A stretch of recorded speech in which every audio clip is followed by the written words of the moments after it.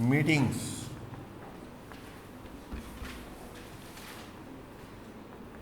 Of company, ये management and administration of company का topic है, कंपनी का ही टॉपिक है ये।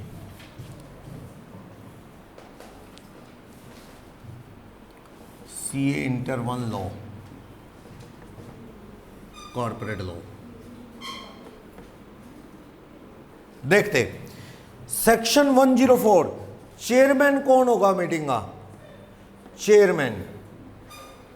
चेयरमैन को सिलेक्ट आप लोग करेंगे। जो लोग मीटिंग में आए हैं आप सब में से क्या होगा? एक चेयरमैन। पर चेयरमैन प्रॉक्सी नहीं बन सकता। चेयरमैन वही होंगे जो पर्सनली प्रेजेंट होंगे, वही मतलब जो खुद जो वोट तो चलो प्रॉक्सी डाल लेता है, लेकिन बात बोलने का राइट है जिनको, जो पर्सनली प्रेजेंट मेंबर है। अपने में से किसी एक को क्या बना लो? चेयरमैन। चेयरमैन का रोल क्या होता है? अब पार्लियामेंट में नहीं देखते चेयरमैन वो ऊपर सीट पे क्यों बैठा होता है? ताकि किसी को चुप करवाना है, टाइम देना है, अभी तुम बोलो अब तुम बोलो। फिर ऐसे कोई वोटिंग करवानी है तो उसका डिसीजन भी चेयरमैन बताता है। वो तो फॉर्मेलिटी है, खैर चेयरमैन तो सुनाता है, डिसीजन तो वो स्क्रूटनाइजर होता है, वो चेक करके बताता है। तो चेयरमैन मीटिंग को प्रिजाइड करता है। आप में से कौन होगा? एक चेयरमैन। चेयरमैन की सिलेक्शन जो पर्सनली प्रेजेंट लोग हैं उनमें से कर ली जाएगी, प्रॉक्सी को चेयरमैन अलाउड नहीं। लेकिन चेयरमैन की सिलेक्शन शो ऑफ हैंड से होगी। किसी ने एक नाम प्रपोज किया, कहते हैं इनको बना दें चेयरमैन, हाथ खड़े करो जिसको मंजूर है इनकी, तो लोगों ने हाथ खड़े किए, उससे एक आदमी चेयरमैन सेलेक्ट हो गया। मान लो जैसे इस क्लास में किसी को कह दिया गया भी चेयरमैन सेलेक्ट कर लो। अब मान लो एक नाम बोला गया, किसी ने बीच में आवाज़ लगाई इनको बना देते हैं, बाकी ने काफ़ी ने हाथ खड़े कर दिए फेवर में, काफ़ी ने नहीं किए, यानी वो अगेंस्ट है। पर वो हाथ गिने गए, ज़्यादा लोग खड़े करने वाले ज़्यादा थे, नहीं खड़े करने वाले थोड़े। चेयरमैन सेलेक्ट हो गया। मान लो उस मीटिंग का एक बंदा चेयरमैन सेलेक्ट हो गया, जिन्होंने हाथ खड़े नहीं किए थे उन्होंने विरोध कर दिया। उसी चेयरमैन को कह दिया भाई साहब तेरी सिलेक्शन गलत है। क्या क्यों? कहते हैं शो ऑफ हैंड वाला सही नहीं होता, नंबर ऑफ शेयर्स के अकॉर्डिंग वोटिंग होनी चाहिए, जिसके बाद ज़्यादा वोट, जिसके बाद ज़्यादा शेयर उसके वोट। कहते हैं 2-2 4-4 शेयर वाले हाथ खड़े करके कहते हैं चेयरमैन सेलेक्ट कर रहे हैं, हमारे पास हज़ारों शेयर हैं तो हमारी सुनी नहीं गई। तो वोटिंग किससे होनी चाहिए? नंबर ऑफ शेयर से। तो उस चेयरमैन को इमीडिएटली क्या करवाना चाहिए? वोट करवाना चाहिए। किसका? चेयरमैन के सिलेक्शन का। जब तक नया चेयरमैन सेलेक्ट ना हो जाए मीटिंग के, तब तक मीटिंग की कार्रवाई के लिए चेयरमैन कौन रहेगा? 2 घंटे 3 घंटे जो भी है उसके लिए वही चेयरमैन रहेगा जो शो ऑफ हैंड से बन गया है। फिर डिमांड कर दी पोल की तो वो पोलिंग करवा देगा, उसके बेस पे, पोलिंग के रिजल्ट के बेस पे नया चेयरमैन आ सकता है। क्लियर? यानी शो ऑफ हैंड वाली वोटिंग को चैलेंज कर सकते हैं पोल की डिमांड करके, यानी वो फाइनल नहीं, रिजल्ट डिक्लेयर होने के बाद भी कोई भी रेजोल्यूशन शो ऑफ हैंड से पास हुआ, चेयरमैन ने कह दिया इस मुद्दे पे हाथ खड़े करके बताओ कौन लोग अग्री कर रहे हैं, नहीं हाथ मत खड़े करना जो अग्री नहीं कर रहे, तो उससे एक रेजोल्यूशन पास हो गया, अभी चलो हम ये रेजोल्यूशन पास करते हैं। और उसमें ना चेयरमैन गिनती कर लेता है कितने हाथ खड़े, चेयरमैन का फैसला फाइनल होता है। चेयरमैन गिनती कर लेता है कितने लोगों ने हाथ खड़े किए, कितनों ने नहीं किए, पर वो डिसीजन चैलेंजेबल है। शो ऑफ हैंड वाला रेजोल्यूशन क्लियर हो गया, अभी क्या वोट फेवर क्या अगेंस्ट, लोगों ने चैलेंज कर दिया, कहते हैं हम इसको चैलेंज करते हैं शो ऑफ हैंड वाले रेजोल्यूशन को, ये पास हो गया चाहे हम नहीं मानते इसे, वोटिंग करवाई जाए, वोटिंग कराई जाएगी। यानी चैलेंजेबल है, शो ऑफ हैंड वाला कोई पक्का काम नहीं होता। लेकिन वोटिंग होगी पोल से, मीटिंग में पोल करवा लिए जाए। वैसे आजकल तो लिस्टेड कंपनियों को तो ई वोटिंग का ऑप्शन देना पड़ता है या पोस्टल बैलेट का। ई वोटिंग में तो क्या होता है? Remote voting. Remote voting means कहाँ बैठे कहाँ वोट डाल रहे हैं, एक लॉगिन पासवर्ड दे दिया जाएगा, उस पर क्लिक करके कंपनी की वेबसाइट पे ले चलेगा और वहाँ पे आप अपनी वोटिंग कर सकते हैं। मैंने बताया था ना, रिलायंस का मैसेज आया हुआ था ई वोटिंग में पार्टिसिपेट करने के लिए, आपको भेजा था मैंने। और पोस्टल बैलेट मेरे ऑफिस में भी पड़े हैं, मैंने कभी कोशिश की नहीं, ज़्यादा इंटरेस्ट लिया नहीं, आए पड़े रहते हैं।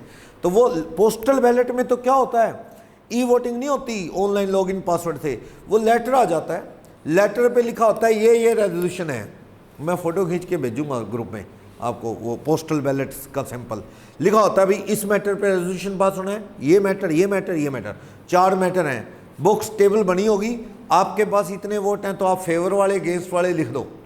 ऐसा नहीं होता कि भाई सामने वाले कहें जी 6 मैटर है, 6 का इकट्ठा बोलो यस और नो, ऐसे थोड़ी होता है। कुछ बातों पे मेरी यस है, कुछ बातों पे नो है, ऐसे कहना ना ना 8-10 रेजोल्यूशन, 8-10 मुद्दे, 8-10 पे इकट्ठा ही बोलो, किसके ऊपर आपकी यस है, ऐसे नहीं। वोटिंग हर रेजोल्यूशन पे क्या होनी चाहिए, अलग अलग। अब मान लो वोट होते हैं सीएम वाले भी और पीएम वाले भी, दोनों वोट होते हैं, और मान लो दोनों वोट इकट्ठे हो रहे हैं, पीएम के लिए भी वोटिंग उसी दिन हो रही है और सीएम के लिए 2 वोट डालने जा रहे हैं, 2 मशीनें लगती हैं भैया। ये तो वो हैं जो एमपी के इलेक्शन वाले, और ये कौन से हैं, एमएलए वाले।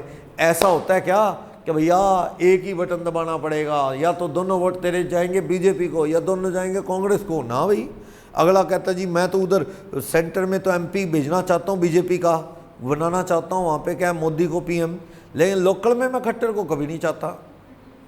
स्टेटमेंट ही ऐसी आती है। कल परसों स्टेटमेंट दे रहे थे कि हम कुछ स्कूल बंद कर रहे हैं, कहता है क्योंकि कुछ स्कूलों में क्या हो रहा है, टीचर ज़्यादा हो रहे हैं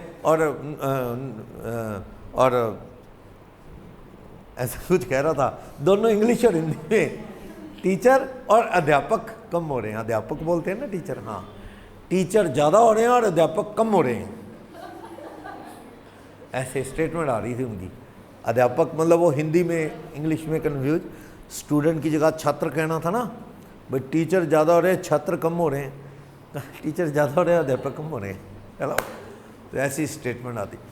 मतलब पॉलिटिकल आदमी होना चाहिए हमेशा। कोई भी सीएम किसको बनाना चाहिए, पॉलिटिशियंस को, खिलाड़ी हो जो, वही चला पाता है। जो बाबा बूबा हो कोई, उसको क्या संभालना आता है। घर परिवार वाले बंदे को बनाओ, पॉलिटिशियंस हो जो उनको बुलाना चाहिए। अब देश का प्रेसिडेंट बना दिया था कलाम साहब को, वैसे कोई दिक्कत नहीं, देश की शान थे वो, उन्होंने मिसाइल मैन थे, बढ़िया बात है, लेकिन उनको ना पॉलिटिकल स्टंटबाजी नहीं आती थी। मतलब कोई मामला फंस जाए, किसी सीएम को हटाना है, कुछ करना है, उन चीज़ों की पैंतरेबाजी भी तो आनी चाहिए ना। पॉलिटिशियन होगा तो उसको ये चीज़ें आती होंगी। अब उठा के लता मंगेशकर को कह दो भी इस स्टेट का गवर्नर बना दिया जी, अब गवर्नर तो बना दिया, उनको ये चीज़ें तो नहीं आती कि सीएम क्या गलत कर रहा है उसको बोलना है, ये वो दिक्कतें हो जाती हैं फिर, ये बात है। चलो, चेयरमैन भी दमदार होना चाहिए, क्योंकि चेयरमैन के साइन होते हैं कई जगह। मीटिंग के अंदर जो मिनट लिखा जाता है ना, सेक्शन 118-19 आएगा आगे, 118-19, मीटिंग में क्या कुछ हुआ, मिनट्स लिखे जाते हैं। मीटिंग में क्या कुछ हुआ लिखा जाता है ना, कौन सा रेजोल्यूशन पास हुआ, कितने फेवर, कितने अगेंस्ट, किसने क्या बोला। अगर मान लो किसी ने बीच में गालियाँ भी दी डायरेक्टर लोगों को, तो चेयरमैन की पावर है, वो कह सकता है ये मैटर डेफामेटरी है, ये ना लिखा जाए मिनट में, अच्छी बात है क्या, काटो इसे, ये नहीं लिखना, ऐसे वो फैसला करता है। बाकी चीज़ें लिख के पढ़ के साइन करता है वो, ताकि ये भी अपने आप में, मिनट भी क्या होते हैं, सबूत संभले पड़े रहते हैं। कल को कोई चैलेंज कर दे कि मीटिंग में रेजोल्यूशन पास नहीं हुआ, तो मिनट देख के पढ़ा जाता है कि हाँ पास हुआ कि नहीं। और मिनट की कोई भी बंदा मेंबर कॉपी ले सकता है। मीटिंग में कंपनी के ऑफिस में आके तो कभी भी फ्री में पढ़ सकते हो। आप कंपनी के मेंबर हो क्या? मेंबर हो तो कंपनी के ऑफिस में जाओ, फ्री में पढ़ो, फ्री में। आप कहते कौन जाए जी कंपनी के ऑफिस, रजिस्टर्ड ऑफिस में कौन जाए, कहाँ, फिर घर मंगवा लो, 10 रुपये पेज से ज़्यादा नहीं लेंगे, 6 पेज के 60 रुपये, 12 पेज के तो 120 से ज़्यादा नहीं लेंगे, आराम से पढ़ लेना। नहीं दे रही कंपनी, मिनट्स नहीं दे रही पढ़ने को, चैलेंज कर सकते हो, कंपनी की कंप्लेंट ट्रिब्यूनल में कर सकते हो। मिनट देखना राइट है। मिनट पे साइन कौन कर देता है? चेयरमैन। चेयरमैन, शेयर होल्डर की मीटिंग का चेयरमैन बीमार हो गया, मर गया या कहीं बाहर चला गया, 30 दिन में साइन करने होते, नहीं किए तो बोर्ड ऑथराइज कर देगा किसी और को, वो कर देंगे, क्योंकि मीटिंग में बोर्ड के आदमी तो बैठते ही हैं, सारी मीटिंग देखते हैं, वो साइन कर देंगे। बोर्ड की मीटिंग में मीटिंग का साइन कौन करेगा? चेयरमैन। चेयरमैन नहीं तो अगली मीटिंग का चेयरमैन साइन कर देगा। जैसे एक मीटिंग अप्रैल में हुई, अप्रैल वाली मीटिंग बोर्ड का मिनट है ना, कौन साइन करेगा? उस मीटिंग का चेयरमैन। उस मीटिंग का चेयरमैन साइन नहीं कर सकता, अनेबल है, मर गया तो कोई बात नहीं, जो मई में मीटिंग होगी उसका चेयरमैन बनेगा ना, जो उसको पावर है, तो पिछले महीने वाली या पिछली मीटिंग के मिनट पे भी साइन कर दे। लेकिन शेयर होल्डर की मीटिंग में साइन कौन करता है मिनट पे? चेयरमैन। चेयरमैन अनेबल है, मर गया, कुछ ऐसा हो गया, तो अगली मीटिंग के चेयरमैन का रूल नहीं है, वहाँ साइन कौन करेगा? जिसे बोर्ड ऑथराइज करेगा, वो आदमी मिनट्स पे साइन करेगा। साइन बिना मिनट्स की क्या वैल्यू है? साइन करेगा ना वो कि हाँ ये सब कुछ हुआ था मीटिंग में, और सबूत के तौर पे ये बुक में लगा के मिनट बुक में संभाल लिए जाते हैं किसी ने पूछा ये मिनट कितनी देर संभाले जाते हैं, इनडेफिनेट पीरियड, हमेशा के लिए, डिस्ट्रॉय नहीं करना। और पढ़ने के लिए कम से कम 2 घंटे तो छोड़ो रोज, कोई पढ़ना चाहे मीटिंग बोर्ड उसमें रजिस्टर्ड ऑफिस में आके पढ़ सकता है। तो मिनट्स की अपनी इंपॉर्टेंस है। फिलहाल आप आओ पेज नंबर 17 पे, क्या कहता है, chairman of the general meeting. General meeting किन की होती है, शेयर होल्डर की मीटिंग को बोलते हैं जनरल मीटिंग, या तो वो एजीएम होती है या फिर ईजीएम होती है। ईजीएम ना बोल के अकेला जीएम ही बोल दो तो ईजीएम ही होती है। एजीएम के अलावा सारी मीटिंग क्या होती हैं, एक्स्ट्रा ऑर्डिनरी जनरल मीटिंग। वो खुद बोर्ड बुलाए या सेक्शन 100 में खुद बोर्ड कौन बुला सकते हैं, शेयर होल्डर। चलो चेयरमैन कैसे इलेक्ट होगा, शो ऑफ हैंड से। आर्टिकल में लिखा हो उसके अकॉर्डिंग शो ऑफ हैंड से जो पर्सनली प्रेजेंट मेंबर हैं अब में से किसी एक को चेयरमैन बना सकते हैं। पोल फॉर इलेक्शन ऑफ चेयरमैन 104(2) क्या कहता है, अगर चेयरमैन इलेक्ट हो भी गया शो ऑफ हैंड से, इसे चैलेंज करा जा सकता है। कुछ मेंबर आवाज उठा सकते हैं कि शो ऑफ हैंड वाला चेयरमैन सही नहीं, हम तो वोटिंग करवाएंगे, उसको चेयरमैन चुनेंगे। तो अपॉइंटमेंट आर्टिकल के अकॉर्डिंग होगी, ज़्यादातर शो ऑफ हैंड सही होता है। शो ऑफ हैंड को कोई मेंबर चैलेंज कर दे तो क्या है, वोटिंग उसी वक्त चेयरमैन को करवानी चाहिए, और जो वोट के थ्रू जो फाइनल होगा नंबर ऑफ शेयर्स के अकॉर्डिंग वोट पड़ेंगे, वो ही आगे के मीटिंग के लिए, रेस्ट ऑफ मीटिंग के लिए चेयरमैन वो माना जाएगा। मान लो शो ऑफ हैंड सुबह 10 बजे हो गया, अर्जुन सिंह को क्या बना दिया चेयरमैन, कुछ मेंबर ने आवाज़ उठा दी, भाई शो ऑफ हैंड वाला सिस्टम सही नहीं है, इसमें गिनती नहीं है, बस कहता है कुछ ने आवाज़ उठा दी, भैया पोल कराओ। 10:15 बजे आवाज़ उठा दी तो उस चेयरमैन को इमीडिएटली क्या करना चाहिए, पोलिंग करवानी चाहिए। लेकिन अभी तू चेयरमैन बना रहा है, पोल करवा दो, पोल का रिजल्ट आउट होगा, अगर कोई और बंदा सेलेक्ट हो गया, वोटिंग करवाई, इसको भी कैंडिडेट बनाया, एक आधा और भी खड़ा हो गया, वो जीत गया, मतलब तो नए वाला चेयरमैन आगे का पार्ट वो संभाल लेगा। कहता भाई साहब आप इधर आ जाओ, अब साइड में बैठो, मैं बैठता हूँ उधर। नया चेयरमैन उस सीट पे बैठेगा, चेयरमैन वाली पे। कास्टिंग वोट ऑफ चेयरमैन सुन लो, chairman has power to cast vote, अगर आर्टिकल पावर दें वोट। देखो ये क्या चेयरमैन की पावर की बात कर रहा है, देखो चेयरमैन भी तो आखिर कौन है, एक हाँ जी चेयरमैन भी आखिर कौन है, मेंबर, शेयर होल्डर, वो वोट डाल सकता है, किसने रोका है। आर्टिकल ना रोके तो चेयरमैन रूटीन में शेयर होल्डर की तरह वोट क्यों नहीं डाल सकता, डाल सकता है। एक वोट तो वो हो गया जो रूटीन में डालता है, वो कोई रेजोल्यूशन था किसी भी बात पे, कोई भी कंपनी की रूटीन मीटिंग में रेजोल्यूशन पास होना था, कंपनी की कैपिटल बढ़ाने का, कैपिटल कम करने का, या ऐसा कुछ ओआर पास हो रहा था, उसमें उसने वोट डाल दिया जहाँ भी डालना था, फेवर अगेन, मामला टाई हो गया, ओआर में टाई हो गया, एक भी वोट ज़्यादा हो तो ओआर पास हो जाता, मामला टाई हो गया, 25,000 शेयर वाले वोट और उधर से 25,000 वाले अगेंस्ट बराबर, ओआर पास नहीं हुआ। चेयरमैन को वीटो पावर है, तू अपना वोट डाल, और जो पहले डाल चुका है तब भी, हाँ ये टाई होने के केस में तेरे को एक्स्ट्रा पावर है, सेकंड वोट और डाल, तो जिधर डाल देगा वो रेजोल्यूशन पास हो जाएगा, समझ गए, वो रेजोल्यूशन पास हो जाएगा। और ये भी हो सकता है चेयरमैन ने पहले अगेंस्ट वोट डाला था रूटीन वाला, तब तक पता नहीं था क्या होगा क्या नहीं, अब वो फेवर में डाल गया, ऐसा भी हो सकता है। और चेयरमैन का वोट कब डलता है, जब टाई हो जाए। टाई कौन से केस में, ओआर में। एसआर में तो कि एक वोट का रोल भी ना हो शायद, अगर आप अगेंस्ट में एक वोट डाल लो तो उसके अगेंस्ट कितने चाहिए, 3 फेवर वाले, तो बात बनती है। एसआर में नहीं जरूरत होती उसके सेकंड वोट की, ओआर में कभी कभी जरूरत पड़ जाती। कुछ साल पुरानी बात है, एक रेजोल्यूशन पास हो रहा था, सोमनाथ चटर्जी हमारे लोकसभा के स्पीकर थे, चेयरपर्सन थे, वो वैसे बिलोंग करते थे कम्युनिस्ट पार्टी से, लेकिन एक मामला टाइप हुआ, उन्होंने सरकार के साथ वोट डाल दिया, मतलब कम्युनिस्ट पार्टी के अगेंस्ट वोट डाल दिया उन्होंने, उनको कम्युनिस्ट पार्टी ने हटा दिया, क्योंकि वो उनके मेंबर थे, वो किसी पार्टी के मेंबर थे, उनको लोकसभा का क्या बना रखा था, चेयरमैन, उन्होंने वोट अपनी पार्टी के अगेंस्ट सरकार के साथ डाल दिया पावर यूज़ करते हुए, तो जिस पार्टी के थे उन्होंने उनको निकाल दिया अपनी पार्टी से, ऐसा हुआ था। चलो, चेयरमैन का वोट डल सकता है, पहला वोट कहीं भी डाल दे, बाद में टाई होने पे दूसरा वोट डाल सकता है, दूसरा वोट उल्टा भी डाल सकता है, ओआर में होती है दूसरे वोट की जरूरत, टाई हो जाए तो, ये चीज़ है। और बाकी उसकी मर्जी, कहता मैं तो वोट डालता ही नहीं, मैं क्यों पंगा लूँ, मैं नहीं डालता, कहता तुम करो जो करना है, दोबारा रेजोल्यूशन कैंसिल कर दो, पास हुआ ही नहीं समझो। मान लो 50,000 लोगों ने यस का, 50,000 दे नो, नहीं हुआ रेजोल्यूशन पास, वैसे तो टाई है, अगर वो चेयरमैन वोट डाले तो रेजोल्यूशन पास करा सकता है ऐसा। चलो, रिप्रेजेंटेटिव 104 सेक्शन हो गया चेयरमैन का। 112 113 क्या कहता है?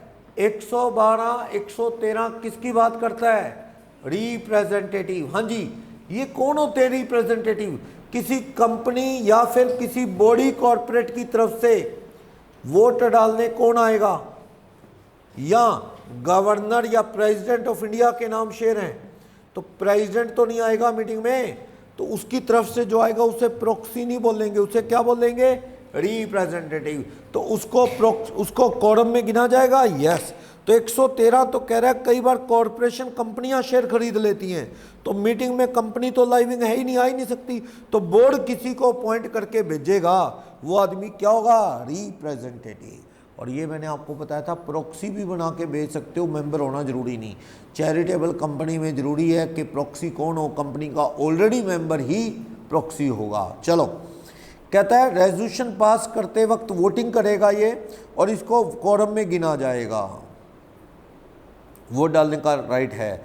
और कहता है कंपनी की तरफ से पार्टिसिपेट करता है, अगर इंडिविजुअल कोई, तो 113 कहता है वो रिप्रेजेंटेटिव है। 112 कहता है सरकार की तरफ से आया, गवर्नर ने या प्रेसिडेंट के नाम शेयर हैं, तो सरकार किसी को क्या करेगी? ऑथराइज बना के भेजेगी, वो आपकी मीटिंग में वोट डाल सकेगा, कोई दिक्कत नहीं है। 112 13 में पढ़ लो क्वेश्चन नंबर 16। 113 में तो किसका रिप्रेजेंटेटिव है? किसी कंपनी बॉडी कॉर्पोरेट का। 112 में सरकार का है, रूल एक सही, ये लोग खुद जा नहीं सकते। अब इनकी तरफ से जो आएगा उसे प्रॉक्सी नहीं बोलेंगे। 105 नहीं, इन पे रिप्रेजेंटेटिव मानते हुए रूल लगेंगे। पढ़ो 16 नंबर क्वेश्चन क्या कहता है? What is the concept of proxy in relation to meeting of company? Decide करो अपॉइंटमेंट ऑफ प्रॉक्सी का क्या रूल है। अगर बॉडी कॉर्पोरेट मेंबर है तो भैया उसे प्रॉक्सी नहीं है, उसे क्या बोलते हैं हम? रिप्रेजेंटेटिव। कंपनी की तरफ से आता है तो वो सेक्शन 113 में उसे क्या बोलते हैं? रिप्रेजेंटेटिव। वो वोट डाल सकता है प्रॉक्सी कितना, किसी भी तरह का वोट डलवाओगे डालेगा, वो इंडिविजुअल होता है वो। और किसी गवर्नमेंट की तरफ से आया, फॉरेन नहीं, कंपनी की तरफ है ना, सरकार की तरफ से नहीं, तो 113 ही लगता है। फॉरेन कंपनी की तरफ से आया तो भी 113 सेक्शन में आएगा, बॉडी कॉर्पोरेट की तरफ से आया, लेकिन सरकार की तरफ से आता है तो सेक्शन 112 बात है। Next, ordinary business and special business. ये आपको याद होगा, कई जगह बीच में आ रहा था ना, एक्सप्लानेटरी स्टेटमेंट देनी पड़ेगी, याद होगा आपको। जब मैं सेक्शन 54 पढ़ रहा था, बायबैक का 68 पढ़ रहा था, ESOP का 54, वहाँ भी आ रहा था कि शेयर होल्डर को क्या देनी पड़ेगी? Explanatory statement. क्या होती है एक्सप्लानेटरी स्टेटमेंट? यही कि फुल डिटेल दो। ESOP में शेयर इश्यू करने जा रहे हो, सेक्शन 54 में हर क्या पास होना है? वहाँ पे क्या पास होता है ESOP के लिए? SR के और SR। तो हर आदमी के घर में बताना पड़ेगा, ये आम काम नहीं है, स्पेशल टाइप का बिजनेस है।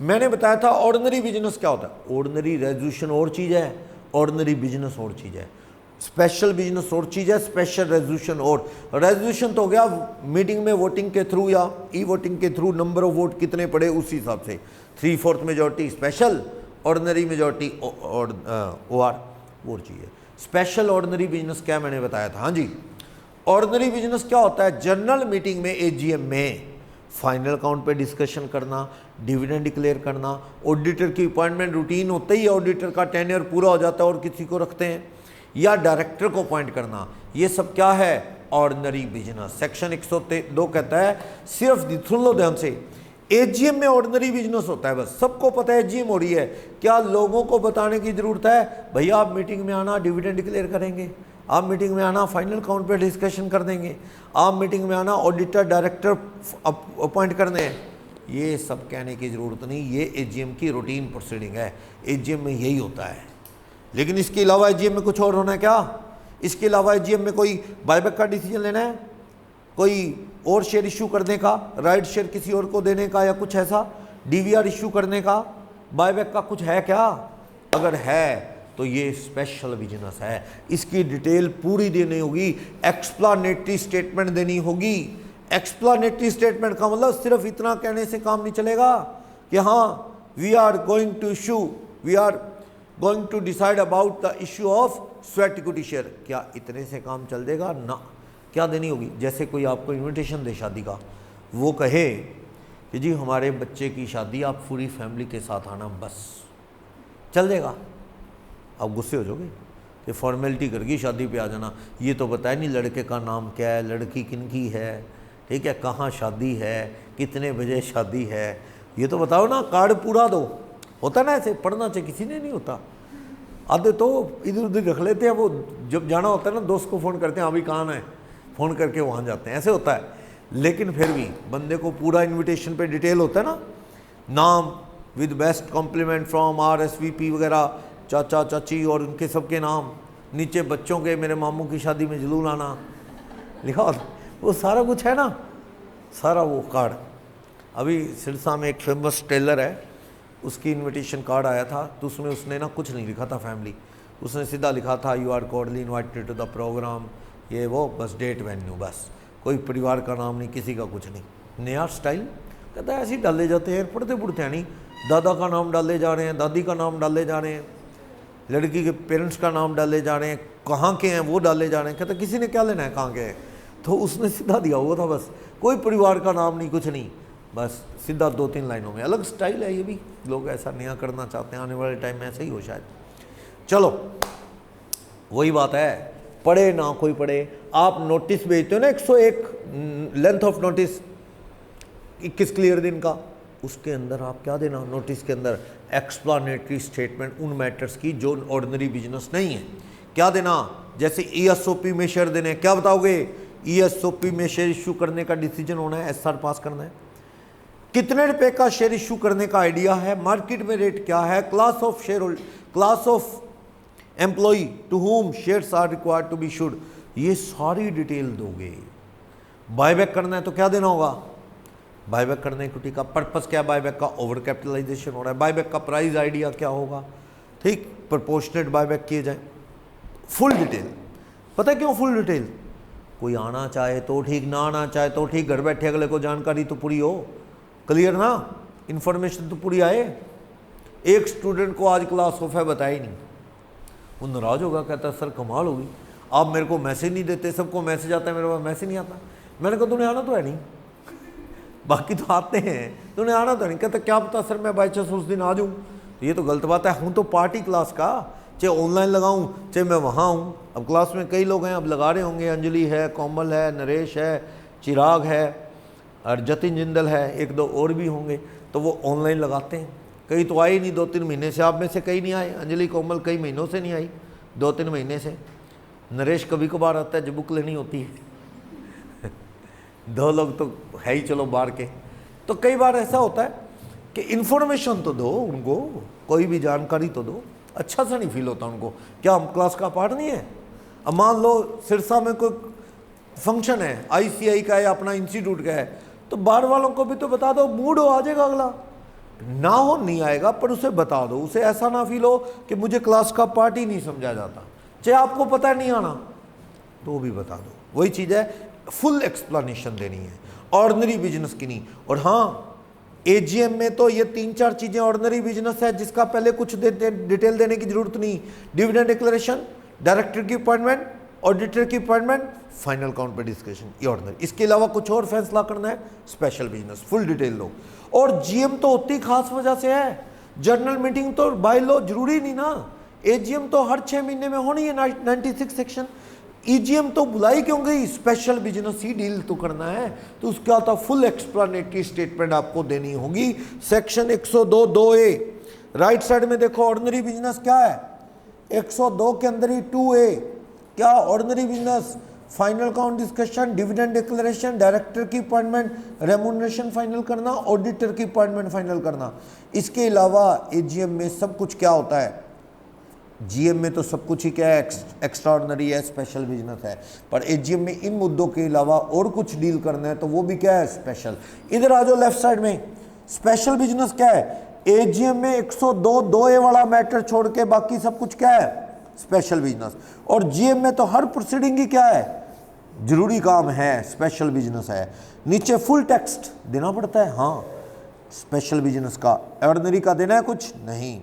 Indication of nature of business बता दो कि स्पेशल बिजनेस है, ऑर्डिनरी में बताने की ज़रूरत नहीं कि मीटिंग में हमने ऑर्डिनरी बिजनेस डील करना है, तो पता ही है सबको। एक्सप्लेनेटरी स्टेटमेंट देनी पड़ती है स्पेशल बिजनेस की, यस, ऑर्डिनरी की नहीं। बाकी आप पूछना चाहते हो होता क्या है सर ये एक्सप्लेनेटरी स्टेटमेंट, तो पॉइंट नंबर 5 कह रहा है सभी मटेरियल फैक्ट डिस्क्लोज करो, मेन बातें उस रेजोल्यूशन को लेके। क्या किसी डायरेक्टर का इंटरेस्ट है, पता लगे डायरेक्टर से ही डील कर रहे हैं, डायरेक्टर के रिश्तेदार से, या एक ऐसी कंपनी से डील करने जा रहे हैं जिसमें 2% से ज़्यादा हमारे डायरेक्टर का हिस्सा है। एक कंपनी से माल खरीद बेच या कोई किराए की या कोई और डील करने जा रहे हैं, उस कंपनी में हमारे डायरेक्टर का शेयर कितना है, 2% से ज़्यादा, तो वो भी डिस्क्लोज करो अगर ऐसा है। ठीक, कोई डॉक्यूमेंट है जिसको अप्रूव करना है, सुनो, कोई अग्रीमेंट पे बात करनी है, कोई कागज़ है अग्रीमेंट, मीटिंग में फैसला करना है कि आप इस अग्रीमेंट को अप्रूव कर लें, साइन कर दें, तो ये डॉक्यूमेंट कहाँ पड़ा है ये भी बता दो नोटिस में। कोई पढ़ना चाहे पहले, मीटिंग से पहले ही पढ़ना चाहे कोई, ये डॉक्यूमेंट रजिस्टर्ड ऑफिस में पड़ा है, पढ़ सकते हो, ये बात भी बता दो। भाई बड़े लोग वहमी होते हैं, कहते क्यों पढ़ेंगे, वो डॉक्यूमेंट है जिसको डिस्कस करना है, जिस पे साइन मारने हैं मीटिंग में, वो डॉक्यूमेंट कहाँ अवेलेबल है, कोई पढ़ना चाहे तो बता दो। कोई बोर्ड का इंटरेस्ट है किसी रेजोल्यूशन में, वो बता दो। किसी कंपनी से डील कर रहे हो, उसमें 2% से ज़्यादा क्या है, बोर्ड के पास शेयर है, उस कंपनी का भी स्पेशल जिक्र कर दो कि ऐसी कंपनी है जिससे डील करने जा रहे हैं जिसमें हमारे बोर्ड ऑफ डायरेक्टर का 2% से ज़्यादा इक्विटी कंट्रोल है। और मटेरियल फैक्ट भी बता दो। डिस्क्लोजर नहीं किया तो क्या होगा, कंपनी के लोग उसके लिए पनिश किए जा सकते हैं, उन पे फाइन लगाया जा सकता है कल को भी, तुमने डिटेल पूरी नहीं दी। बस रेजोल्यूशन नहीं रोका जाएगा, पर लेकिन कुछ लोग ब्लेम कर सकते हैं कि हमें पूरा पता होता डिटेल तो हम उसके हिसाब से अपना आते मीटिंग अटेंड करने। चलो क्वेश्चन नंबर 17 पढ़ो। एक कंपनी ने नोटिस सर्व किया जनरल मीटिंग का मेंबर को। नोटिस में लिखा गया, stated that resolution share capital बढ़ाने का कंसीडर किया जाएगा मीटिंग में। बाद में एक शेयर होल्डर कंप्लेन करता है कि भाई प्रपोज इंक्रीज का ये नोटिस सही नहीं है, वैलिड नहीं है। सिर्फ इतना कहना कि शेयर कैपिटल इंक्रीज करनी है, रेजोल्यूशन पास करना है, ये काफ़ी नहीं। क्या बताना चाहिए आपको, फुल एक्सप्लेनेटरी स्टेटमेंट देनी चाहिए थी। क्या रेजोल्यूशन कौन सा पास होना है, क्या पर्पज़ है कैपिटल बढ़ाने का, कितने शेयर बढ़ाना चाहते हो या कोई और क्लास के शेयर इशू करना चाहते हो, ये चीज़ें फुल डिटेल में देनी चाहिए। सिर्फ एक लाइन लिख देना कि कैपिटल बढ़ानी है, ये फुल एक्सप्लेनेशन नहीं है। आपको ये स्पेशल बिजनेस है, पूरी डिटेल देनी चाहिए थी। 102 मैंडेटरी करता है। क्लियर,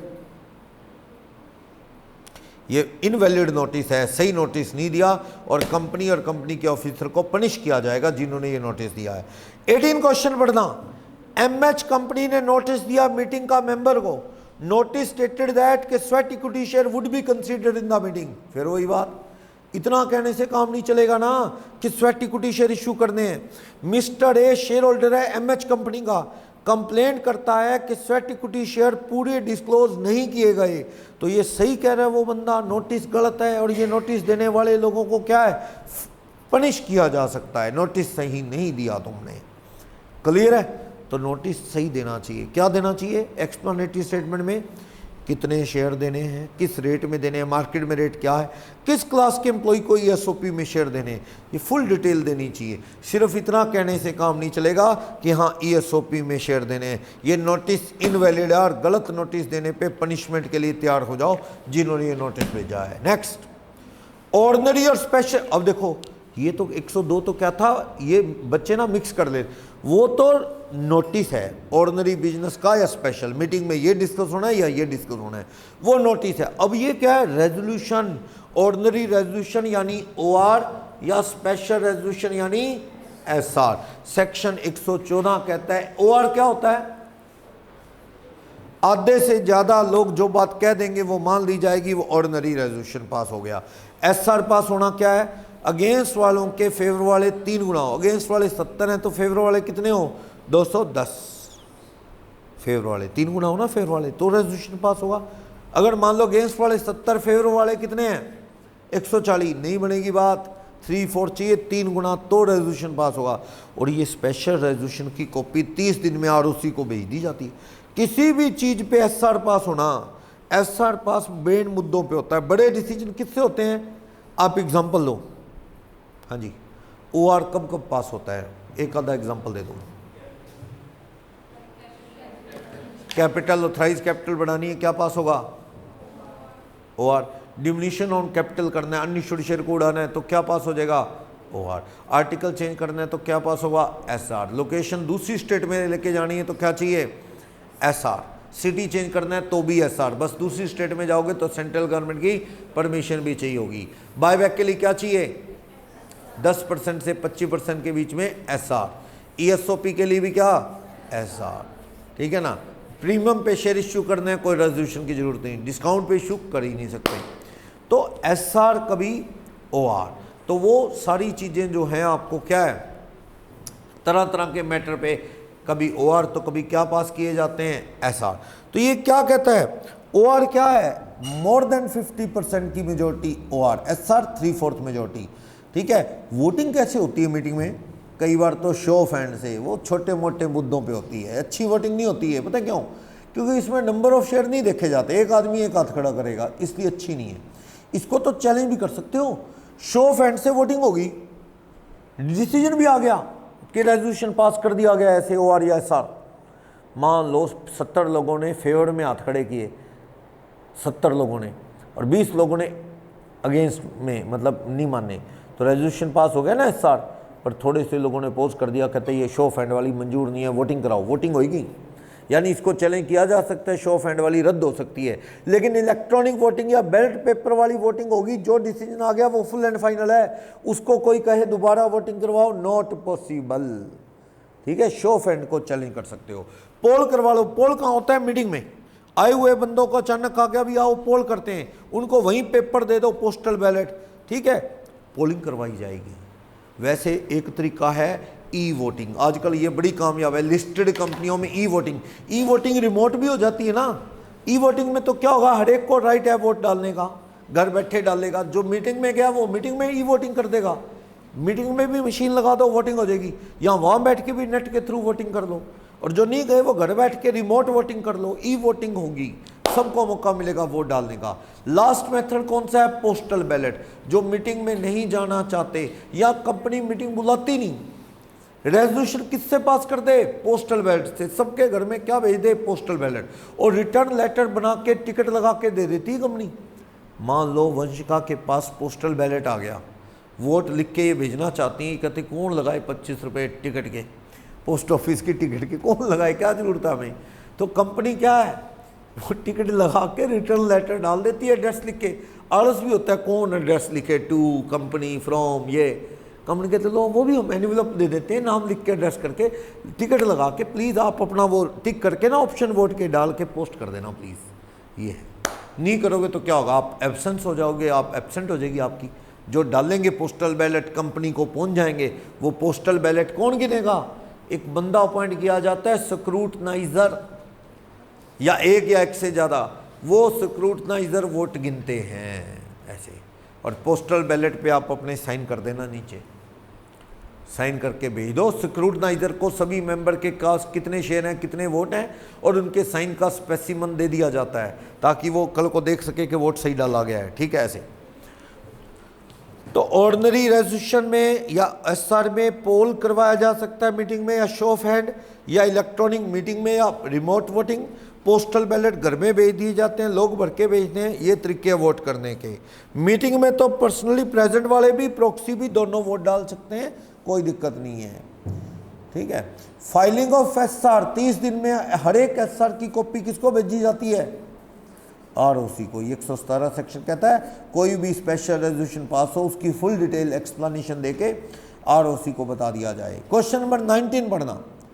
19, डेवलपर लिमिटेड की मीटिंग हुई, शेयर होल्डर की SR पास करना है इन्होंने, कोई मुद्दा था।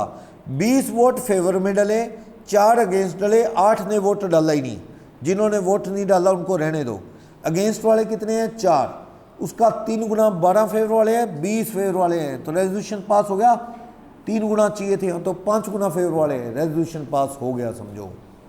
20वां, बेंसन लिमिटेड का एजेंडा था नो बिजनेस डील करने थे। अच्छा, नो बिजनेस ट्रांजेक्शन का मतलब डायरेक्टर अपॉइंट करना है, किसी ऑडिटर को अपॉइंट करना है, कोई बायबैक करना है, कोई SOP करना, मतलब क्या अलग अलग मुद्दे हैं। लोकेशन बदलनी है, कैपिटल चेंज करनी है, मतलब 9 मुद्दे हैं, 9 मैटर हैं जो बिजनेस ट्रांजेक्शन है एजीएम में वो डील करने हैं।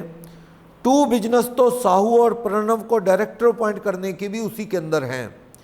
चेयरमैन ने फैसला किया कि सभी नो का रेजोल्यूशन एक साथ बनेगा। टाइम बचाने के लिए सब बोलो नो के नो पे इकट्ठे। हाँ, आपकी यस है कि नो? नो के नो पे। ये कहते नहीं सर मैं तो सोचूंगी, 4-5 पे कुछ और, 4-5 पे कुछ और, ऐसे थोड़ी नो के नो पे। और चेयरमैन कहता क्यों टाइम वेस्ट कराते हो, हर एक पे बार बार अपन रेजोल्यूशन पास करें, क्यों ना अपन सब पे इकट्ठे लपेट दें काम। ऐसे नहीं चलेगा, ऐसे करना गलत है, लॉ के अगेंस्ट है। हर मुद्दे पे हर एक को मौका मिलना चाहिए अपनी बात कहने का। नेक्स्ट 21 भी हो जाएगा, 2 अगेंस्ट है 10 फेवर में है तो रेजोल्यूशन पास हुआ ही समझो। 106 सेक्शन, 105 प्रॉक्सी का था, 104 चेयरमैन का था। 106 वोट डिफरेंटली डाल सकते हो, और क्या बताया था ना। मान लो मेरे पास 20 वोट है, मैं 8 फेवर में 12 अगेंस्ट में डाल दूं, पॉसिबल है क्या? मैं ऐसा कर सकता हूँ 10 में यस और 10 में अगेंस्ट नो? हाँ, पर मैं वोट खराब कर बैठूंगा। अगर क्या पास होना है? ओआर में तो यस और नो बराबर होने से वोट क्या हो गया? खराब। लेकिन 10 फेवर में 10 अगेंस्ट एसआर में रोल है, 10 अगेंस्ट वाले 30 फेवर वालों को उड़ा देंगे। तो इसलिए मेरे 10 अगेंस्ट और 10 फेवर, अभी भी 20 कौन से उड़ा दी उन्होंने? फेवर वाले वोट। मेरे 10 एंटी का ये इफेक्ट है। तो बराबर ओआर में बराबर डालने का कोई मतलब नहीं, ना ही डालो। Next 106 restriction on the voting right of member. क्या कंपनी वोटिंग राइट रोक सकती है? और क्या? वोटिंग राइट पे रोक लगाने की एक ही वजह होती है अक्सर, क्या? कॉल ना देना। अगर कोई कंपनी का कॉल ना दे तो कंपनी उसके शेयर्स पे क्या बना सकती है? लीन बना के उसके शेयर ट्रांसफर होने पे भी रोक लगा सकती है, डिविडेंड पे भी रोक लग सकती है, वोट डालने से भी मना कर सकती। मीटिंग में आ गया भाई, उसको कंपनी ने कह दिया भैया साइड में जाके वोट नहीं डालना, तुझे इनकार है, तूने वोट डाल भी दिया, तेरा वोट गिना नहीं जाएगा, तूने कॉल नहीं दी है, ठीक है।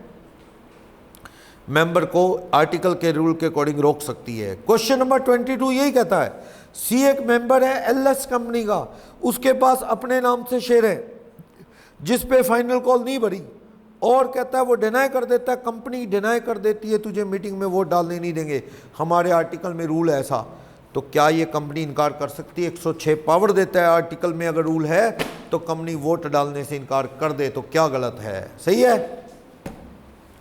23 पढ़ना, आर्टिकल ऑफ पेज नंबर 24 पे question number 23। Article ABC limited का प्रोवाइड करता है कि only those share holder would be entitled to vote whose name have been there on the register of member for 2 months before the date of meeting। देखो company article में क्या लिखे बैठी है, कहते जी हम वोट उसको डालने देंगे जो 2 महीने पहले से कंपनी के मालिक हों, 2 महीने पहले से रजिस्टर में नाम हो। एक्स ने एबीसी के 200 शेयर क्या कर दिया एक्स ने, वाई को महीना पहले ही, अभी उसका नाम नहीं चढ़े वाई के, वाई का नाम रजिस्टर में लिखा नहीं गया क्योंकि कंपनी मीटिंग करके ट्रांसफ़र करेगी। वैसे मैंने बताया था ट्रांसफ़र 1 महीने के अंदर हो जाता है, पर कंपनी ने मीटिंग हुई नहीं, किसी वजह से ट्रांसफ़र हुए नहीं।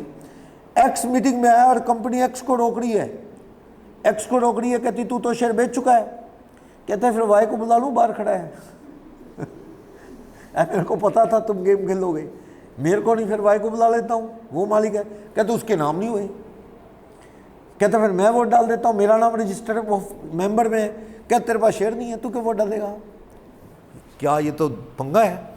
वैसे एक्स वोट डालने भी दिया जाए तो एक्स को क्या करना चाहिए?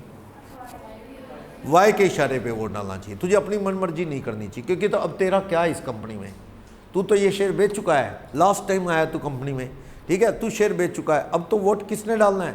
वाई ने। अब इस बार तेरा नाम रजिस्टर्ड में, इसलिए तू आ जा, पर वोट वाई से पूछ के डाल। पर कंपनी बदमाश है, कहती है एक्स को डालने नहीं देंगे, शेयर नहीं है उसके पास, वाई को इसलिए नहीं डालने देंगे रजिस्टर में नाम नहीं। गलत कह रही है कंपनी, कॉल की वजह से रोक सकती है, ऐसे रोकना ठीक नहीं। नॉर्मली इस तरह की सिचुएशन में वोट डालने किसे दिया जाता है? अक्सर एक्स को जिसका नाम रजिस्टर में एग्जिस्ट कर रहा होता है। चलो, और किसी ग्राउंड पे रोकना ठीक नहीं। 24 में जे के पास पार्टली पेड शेयर थे 24 में एलकेएम लिमिटेड के, और कहता है उसने फाइनल कॉल मनी जो है कंपनी की, कंपनी मांगती है, अनअवॉइडेबल रीजन से वो दे नहीं पाता।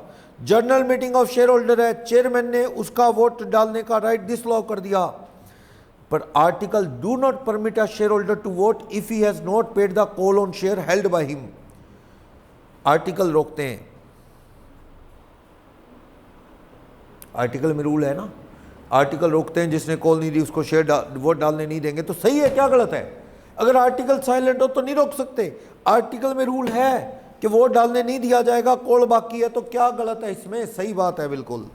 25 भी पढ़ लेंगे। पार्टली पेड शेयर है, मीटिंग में डिसाइड हुआ, एक्स कहता है मेरे पास शेयर है, कॉल नहीं दी पर मैं वोट डालूंगा, कंपनी इनकार कर रही है। एज्यूमिंग पढ़ना, assuming article of company do not restrict for the voting right of such member. अब देखो, आर्टिकल पार्टली पेड शेयर के ऊपर लीन बनाना या वोट डालने के राइट को रोकने की बात ही नहीं करता। आर्टिकल साइलेंट है, तो आप किस एंगल से रोकोगे? है तो शेयर होल्डर ना, चाहे पार्टली पेड शेयर है, वोट डाल सकता है, डाल सकता है, क्योंकि आर्टिकल ने नहीं रोका, उसे वोट डालने दिया जाए।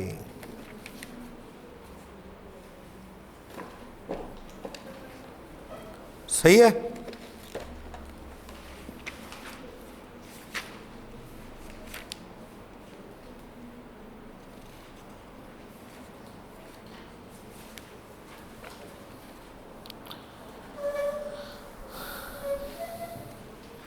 नेक्स्ट आ जाओ, 107 109 सेक्शन है, manner of voting in GM.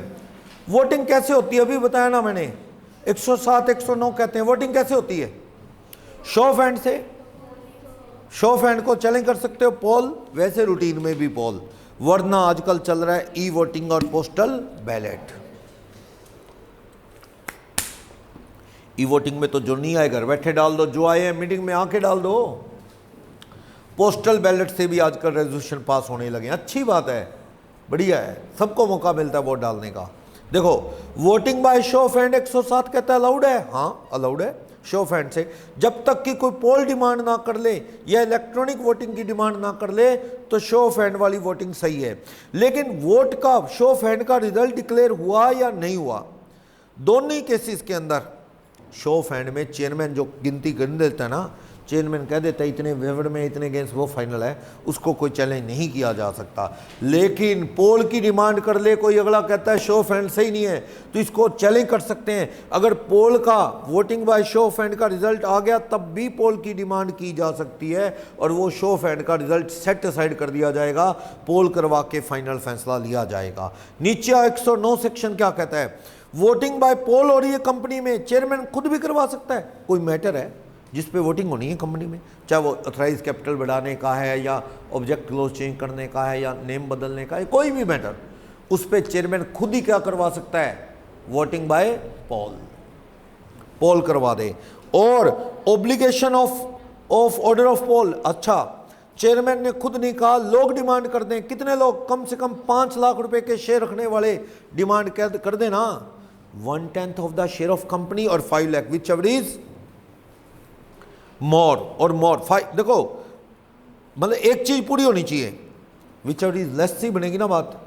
हाँ, विच एवर इज लेस से, या तो आपके पास कितने रुपए के शेयर हों, थोड़े से लोग इकट्ठे हो गए, उनके पास 6 लाख के शेयर हैं, वो कहते हैं पोल करवाओ, हो जाएगा। या फिर कंपनी के जितने भी शेयर हैं उसका 1/10 वोटिंग पावर का, शेयर के अकॉर्डिंग वोटिंग पावर होती है, 1/10 शेयर रखने वाले कह दें पोल करवाओ तो चेयरमैन वोट करवाएगा, पोल करवाएगा। और कंपनी में शेयर नहीं है तो नंबर ऑफ मेंबर 1/10 कह दें, क्या करवाओ? पोल, तो पोल होगा, शो ऑफ हैंड नहीं। शो ऑफ हैंड का रिजल्ट डिक्लेयर होने पे भी पोल की डिमांड की जा सकती है। लेकिन अगर किसी ने पोल की डिमांड की, ठीक है, पोल की डिमांड, ये देखो कह रहा है, कहता demand for poll may be withdrawn at any time but before the declaration of result of poll by the person who made it. कुछ लोगों ने ना पोल की डिमांड की कि पोल करवाया जाए, चेयरमैन ने पोल करवा दिया, जबकि उससे पहले शो ऑफ हैंड से रेजोल्यूशन पास हो चुका था, पोल करवा दिया। जिन्होंने पोल की डिमांड की थी ना, वही आके कहते हैं जी हम पोल की डिमांड अपनी विड्रॉ करते हैं, यानी कि जो शो ऑफ हैंड का डिसीजन था वही फाइनल है, ऐसा हो सकता है।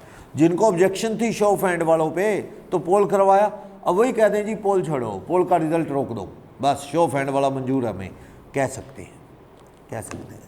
रिजल्ट डिक्लेयर से पहले पोल का रिजल्ट आउट हो गया, उल्टा आ गया उसमें, बस वो फाइनल है। रिजल्ट आउट होने से पहले जिन्होंने पोल की डिमांड की थी वो अपनी डिमांड विड्रॉ करके पोल के रिजल्ट को डिक्लेयर करने से रुकवा सकते हैं। वो कह सकते हैं शो ऑफ हैंड वाला रिजल्ट मंजूर है। नेक्स्ट, जब कोई भी मीटिंग को कैंसिल करने की डिमांड करे कि चेयरमैन साहब मीटिंग कैंसिल करवाओ, या फिर चेयरमैन को दूसरे को अपॉइंट करेंगे, हम तो वोट करवाना चाहते हैं, आपकी छुट्टी करेंगे, शो ऑफ हैंड से बने हो आप, हम तो पोल करवाना चाहते हैं, तो चेयरमैन को बिना देरी किए उसी वक्त क्या करवानी चाहिए? पोलिंग। जब वो कह रहे हैं चेयरमैन बदलने की बात, कोई और मैटर पे वो 48 घंटे का टाइम ले सकता है, मीटिंग दोबारा बुलाई जा सकती है। 48 घंटे में आपके कहने पे वो क्या कर सकता है? पोल करवा सकता है। स्क्रूटनियर एट पोल, ये कौन होते हैं? पोल मतलब समझ गए, सबको पेपर बांट दिया जाएगा और उसमें लिख दिया जाएगा भी यस नो क्या है, आप लिख दो, कितने वोट अगेंस्ट फेवर लिख दो, साइन कर दो। स्क्रूटनाइजर अपॉइंट किया जाएगा, जैसे पेपर चेक करने के लिए एग्जामिनर होता है, वैसे ही स्क्रूटनाइजर एक या एक से ज़्यादा अपॉइंट किए जाएंगे। उनको रजिस्टर ऑफ मेंबर दे दिया जाएगा, किसके पास शेयर होल्डर के पास कितने शेयर हैं वो बता दिया जाएगा, सबके स्पेसिमेन साइन दे दिए जाएंगे, सभी पेपर पे अपना साइन करेंगे, वोट लिखेंगे। स्क्रूटनाइजर एक एक वोट को खोल के बाद में देखेगा, साइन मैच करेगा, वोट उतने ही डालने हैं ना जितने हैं। पता लगे राजकुमार के पास 20 तो शेयर हैं, 20 वोट हैं, 50 वोट डाल गया, वो पॉसिबल है? साइन मिसमैच है ये, तो वो सब देखेगा। कुछ वोट रद्द कर दिए गए हैं, साइन मिसमैच थे, कटिंग की गई थी या कुछ भी वजह से रद्द कर दिए गए, तो वो लिस्ट बनाएगा कौन? लिस्ट कौन बनाएगा? स्क्रूटनाइजर। कितने वोट डले फेवर में, कितने वोट डले अगेंस्ट में, कितने वोट रद्द कर दिए, क्या रीज़न है वोट रद्द करने का, एक पूरी लिस्ट बनाएगा। कोई पढ़ना चाहे, कोई आवाज़ उठा दे कभी, और वो लिस्ट बना के नीचे क्या करेगा? साइन। एक है तो अकेला कर देगा, कई स्क्रूटनाइजर हैं ताकि कोई ये ना कह दे स्क्रूटनाइजर पार्शलिटी कर रहे हैं, तो स्क्रूटनाइजर का ये काम होता है। अगर वोटिंग ई वोटिंग हो रही है मीटिंग में, वही मौके पे मीटिंग में आए हुए लोग, तो उसको सपोर्ट करो थोड़ी, स्क्रूटनाइजर को टेक्नोलॉजी ना आती है उसे बताओ कैसे वोट डलेगा, कैसे गिनना है, इस तरह का कोई सिस्टम उससे समझाओ। जैसे मशीन होती है उसमें वीपैट सिस्टम होता है, उसके थ्रू टोटल वोट गिने जाते हैं, ऐसा कोई सिस्टम। चलो, तो ये क्या है? स्क्रूटनाइजर पोल में अपॉइंट किया जाएगा, ठीक है, चेयरमैन अपॉइंट करेगा स्क्रूटनाइजर को। स्क्रूटनियर या स्क्रूटनाइजर अपना वो फाइनल लिस्ट बना के ना किसको सबमिट करता है? चेयरमैन को। चेयरमैन साहब ये है, आप अनाउंस कर दो रिजल्ट। चेयरमैन रिजल्ट अनाउंस कर देगा, वो साइन करके चेयरमैन को पकड़ा देंगे, सर ये देखो मैंने चेक कर लिया है, कितने वोट फेवर कितने अगेंस्ट, आप डिक्लेरेशन कर दो क्या रिजल्ट है। चेयरमैन की पावर है पोल लेने का, उसको रेगुलेट करवाने की पावर है।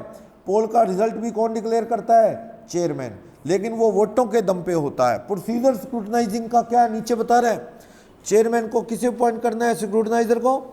उनको register of member, specimen, sign और अटेंडेंस रजिस्टर, कितने लोग आ जाए हैं, कितनों के प्रॉक्सी आए हैं, प्रॉक्सी भी वोट डाल सकते हैं, कोई दिक्कत नहीं, लिस्ट दे दो। स्क्रूटनाइजर सबको डॉक्यूमेंट बांटेगा, कहता है 105 सेक्शन किसका है, छोटा सा नीचे लिख लो प्रॉक्सी का सेकंड में। 112 किसका है? रिप्रेजेंटेटिव का। सभी वोट करते हैं ना, 105 में प्रॉक्सी है, 112 में क्या है? रिप्रेजेंटेटिव, 113 में रिप्रेजेंटेटिव। सी, स्क्रूटनाइजर पोलिंग पेपर अरेंज करेगा, सबको पेपर बांटेगा। ज्वाइंट होल्डर आए तो पहले जिसका नाम है उसको पेपर देगा, उसको वोट डालने की पावर है। ये जो पेपर है इसका फॉर्मेट देखना हो तो MGT 12 में लिखा है इसका फॉर्मेट, ओके। फिर वो वोटिंग करवाएगा, पोलिंग पेपर गिरवाएगा, उसमें पर्दे के पीछे जाके वोट करो, किसी को पता ना लगे कहाँ डाला है। स्क्रूटनाइजर उस बॉक्स को खाली चेक करवाएगा, डिब्बा खड़का के दिखाएगा, देख लो भाइयों डिब्बा खाली है, कहीं आप कह दो इसमें पहले वोट डाले पड़े थे। डिब्बा खाली बताएगा उनको, 2 गवाह बुलाएगा जो कहे हाँ डिब्बा खाली है, कल को कोई अपोज कर दे मेंबर को बुलाएगा, जो देख लो डिब्बा खाली है, ठीक है। फिर वो उसको उसमें वोट डलवाएगा, ठीक है। बाद में उस डिब्बे को क्या करवाएगा? लॉक करेगा, ताकि वोट डालने के बाद फाइनल गिनती करेंगे बाद में। और कहता है प्रॉक्सी ने वोट डाला या किसी ने कैंसिल हो गया तो उसको भी रीजन बताएगा क्यों कैंसिल हुआ, क्यों वोट डिसरिगार्ड। और हाँ, कोई प्रॉक्सी भी आ गया और मेंबर भी आ गया, दोनों ने वोट डाल दिया तो वोट किसका गिना जाएगा? पर्सनली मेंबर का, प्रॉक्सी का नहीं, ओके, ठीक है। वो सारी बातें, तो वोट काउंट करके रिपोर्ट तैयार करेगा, चेयरमैन को देगा रिपोर्ट, भाई मेरे अकॉर्डिंग कितने फेवर कितने अगेंस्ट है। और कोई ई वोटिंग है तो इसको टेक्निकल सपोर्ट की ज़रूरत है कंपनी से, और वो कितने फेवर कितने अगेंस्ट गिनती करके अपना डिसीजन किसको बता देगा, चेयरमैन को। वो एक रिपोर्ट तैयार करके देगा चेयरमैन को, कितने वोट फेवर कितने अगेंस्ट। ये 113 में फॉर्मेट है उस रिपोर्ट का, MGT 13 में रिपोर्ट का फॉर्मेट है। चेयरमैन रिजल्ट को अनाउंस कर देगा। सिंपल, इसको ना बहुत ज़्यादा रटने की जरूरत नहीं, बस थोड़ा आइडिया ले लो। स्क्रूटनाइजर होता है, क्या करेगा आप समझ रही हो, वोट पेपर देगा, MGT 12 का फॉर्मेट है, 13 में रिपोर्ट तैयार करके चेयरमैन को देगा, चेयरमैन रिजल्ट अनाउंस कर देगा। क्या डिसीजन होगा रिपोर्ट में, वो तैयार क्या करेगा, कितने फेवर कितने अगेंस्ट, कितने वोट रद्द हुए तो क्यों हुए। प्रॉक्सी रिप्रेजेंटेटिव की लिस्ट होती है, उसके पास लोगों के साइन होते हैं उसके पास, उसके बेस पे वोटिंग करवाता है। अगले वे में नंबर ऑफ वोट, एक आदमी एक वोट, शो ऑफ हैंड में, पोल में एक शेयर एक वोट, ऐसा कुछ हो सकता है। ज़्यादा वोट ज़्यादा शेयर ज़्यादा vote. Voting personally present member किस में डालते हैं, शो ऑफ हैंड में। पोल में तो सारा प्रॉक्सी भी डालता है, प्रॉक्सी डाल सकता है पोल में, हाँ, शो ऑफ हैंड में नहीं। प्राइवेट कंपनी को 101 से लेकर 107 और ये 109 सेक्शन से बख्शा गया है, उनके यहाँ पे इतनी पंगे नहीं है, वो अपने रूल बना सकते हैं वोटिंग के, ठीक है ये। और 116 क्या कहता है, अगर मीटिंग एडजर्न होगी और उसमें रेजोल्यूशन पास हुआ तो रेजोल्यूशन कब पास माना जाएगा, क्या कहते हो, सुनो। मीटिंग 10 तारीख को थी, कोरम नहीं आया, मीटिंग 17 को की गई, 17 में रेजोल्यूशन पास हो गया, तो ये रेजोल्यूशन कब पास माना जाएगा, 17 को ही। मैं इसलिए बता रहा हूँ, डाउट यही होता है कि है तो ये पुरानी मीटिंग की जगह पे मीटिंग, इसलिए 10 की मीटिंग 17 को ही, तो 10 को मानो रेजोल्यूशन पास हुआ है ना, 17 को पास हुआ एडजर्न मीटिंग में, तो 17 को ही पास माना जाएगा, 116 कहता है। ये टॉपिक नीचे नॉलेज के लिए, OR कब कब पास होता है, नॉलेज के लिए। OR डायरेक्टर की रिपोर्ट के बारे में, डायरेक्टर की अपॉइंटमेंट को लेके OR, डिविडेंड डिक्लेरेशन को OR, कैपिटल को 10-10 का बनाना है, 100 वाले को 10-10 वाले को 100 का बनाना है, ठीक है, कैपिटल को बढ़ाना, डिमिनिशन करना, ये सब कुछ क्या है, OR। SR की कब जरूरत होती है, मेमोरेंडम का नेम चेंज करना है, आर्टिकल बदलना है, कैपिटल रिड्यूस का सेक्शन कौन सा था कैपिटल रिडक्शन का, 66, ट्रिब्यूनल की भी परमिशन की जरूरत होती है। चलो, कहता है एग्जिस्टिंग के अलावा किसी और को शेयर देने हैं तो भी क्या, SR पास करना पड़ता है, था ना, राइट शेयर किसी और को देने हैं, ओके। डिफरेंट वोटिंग राइट वाले share, removal of auditor, buyback of equity share, ESOP में भी क्या पास होता है, SR। बता रहा है कई मौकों पे SR, कईयों पे क्या होता है, OR। एक नॉलेज के लिए थोड़े से लिखे हैं यहाँ, क्लियर। देखते हैं बाकी कल।